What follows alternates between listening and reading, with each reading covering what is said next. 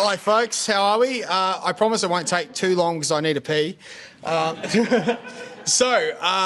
Tommy. I make games and I sell them on Steam. This is me. I've released 2 games in the last 2 years. I've sold about 60,000 units. My most recent game, Gnomes, actually got overwhelmingly positive on Steam. Total about 1,200 reviews, and I'm also banned from R Games because I spam there too much. So anyway, so why do I like Steam? Well, the first thing is it costs you $150 to submit a game to Steam, and that's it. They take 30% of your revenue, but it's totally worth it. But the most important thing is Steam actually allows players to wishlist your game. And let's talk about why wishlists are so important. Also notice 40 million peak players. We don't need a slice of the pie, we just need the crumbs. All right, so it allows you to take all of your marketing activities and convert them into something tangible. And it's the way that Steam actually determines who they're going to show your game to. So if person A and person B wishlist your game, it's going to show them to people who play similar games. And the best part, once you collect enough wishlists, Steam actually uses it for email blasts for you. So when you launch your game or when you discount your game, Steam's going to send however many emails you have wishlists outstanding. So how do we get wishlists? Well, firstly, make the right type of game. If you're making a match 3 game on Steam, maybe not going to work for you. But if you're making a horror game on Steam, on the other hand, you're probably in the right place. I think the best thing is to look for underserved audiences. So try and find genres where games are getting a lot of reviews and a lot of sales, and maybe the games aren't really at the highest standard. It's generally an indication that they're onto something. So, just dig deep, have a look at what's working, and make sure the scope of your game is something that you can actually fulfill. Okay, my biggest bit of advice is you've got to make your Steam page look excellent. And the way you do that is by having really, really nice capsule art. In the Steam search, people don't see screenshots, they don't see trailers, they see your capsule art before they see anything else. So make sure you pay someone who knows what they're doing to do a really, really good job at it.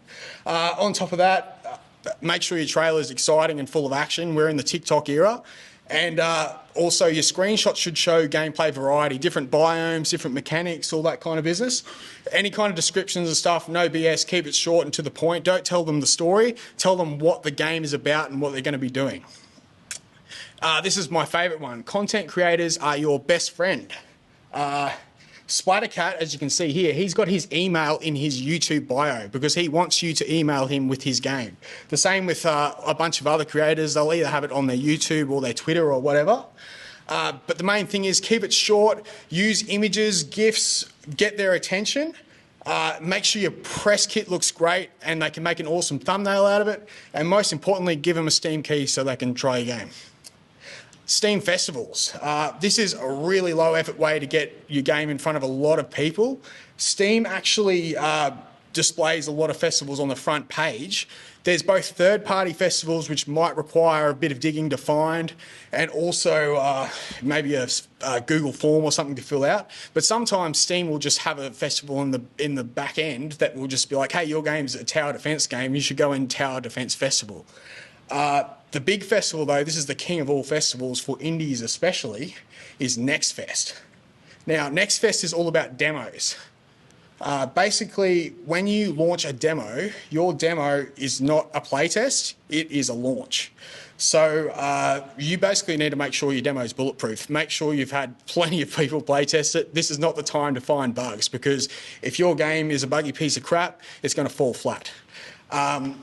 There's also the option to release your demo elsewhere, like, say, Itch. Itch is a really, really powerful platform with a lot of people, and most importantly, it can actually go viral on Itch. A friend of mine actually earned about 40,000 wish lists just from his Itch demo alone, so don't sleep on Itch.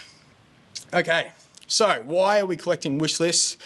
Well, the reason is we want to trigger on Steam these awesome capsules like popular, upcoming and new and trending. So popular, upcoming requires about 7,000 wish lists. You definitely want more if you can get them, but 7,000 is the bare minimum.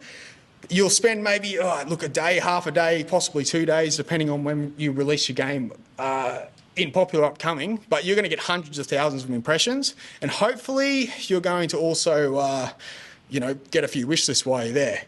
The main thing that we want wish lists for, though, is to get into new and trending, because when we launch our game, like we said earlier, we're going to get a big email blast that goes out to everyone that's wish listed your game.